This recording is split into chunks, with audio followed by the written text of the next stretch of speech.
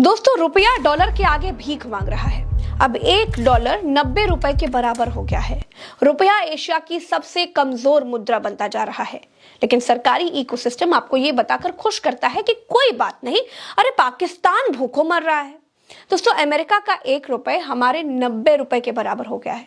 यानी कि जो चीज अमेरिका के लोग $1 में खरीद लेंगे, वो हमें खरीदने के लिए 90 रुपए की जरूरत होगी। इंटरनेशनली आर्थिक मोर्चे पर भारत के लिए यह बेहद शर्म का विषय है। कभी नरेंद्र मोदी को यह शर्मनाक लगता था।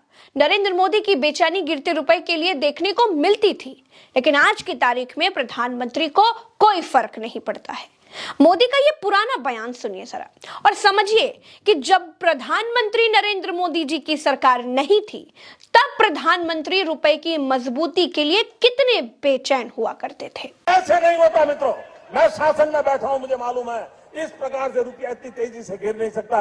अरे ये नेपाल का रुपया नहीं गिरता है, बांग्लादेश की करेंसी नहीं गिरती है, पाकिस्तान की करेंसी नहीं गिरती, श्रीलंका की करेंसी नहीं गिरती। क्या कारण है हिंदुस्तान का रुपया पतला होता जा रहा है? ये जवाब देना पड़ेगा आपको।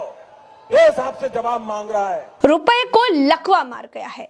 प्रधानमंत्री पिछले 11 साल से सत्ता में है, लेकिन अब प्रधानमंत्री के मुंह से रुपए का रा नहीं निकलता है। अरे रुपया जाए चूल्हे भाड़ में। ऐसा लगता है कि नरेंद्र मोदी देश के प्रधानमंत्री हैं ही नहीं। प्रधानमंत्री और उनकी प्रचार मशीनरी पूरे देश में यह भ्रम फैलाती है कि उनका पूरी दुनिया में डंका बज रहा है। भारत तो विश्वगुरु बन चुका है, जबकि ऐसा कुछ भी नहीं है। आपको बड़ी आसान भाषा में समझाती हूं कि डंका बजना होता क्या है। देखिए दोस्तों, आपका आपके नाते रिश्तेदारों में भौकाल कब बनता है? जब आप मजबूत होते हैं। अब वो मजबूती कैसे आती है, कैसे दिखती है कि आप मजबूत हैं? आपकी मजबूती पैसों से दिखाई देती है। अच्छा घर होता है, अच्छी गाड़ी होती है, रिश्तेदारों की मदद के लिए आपके पास पैसा होता है, तो बाकी के जो रिश्तेदार होते हैं वो भी आपका लोड लेने लग जाते हैं। रुपया और डॉलर का कोई मुकाबला ही नहीं है। आपकी गरीबी रुपए की कीमत से ही दिखाई देती है और आप कहते हैं कि दुनिया में आपका डंका बज रहा है। और सबसे बड़ी बेशर्मी की बात यह है दोस्तों कि रुपए की सेहत ठीक कैसे की जाए, इसका कोई प्लान भी आपके पास नहीं है। वित्त मंत्री मैडम तो ऐसी है जो प्याज महंगा होने पर कह देती हैं कि वो प्याज खाती ही नहीं है।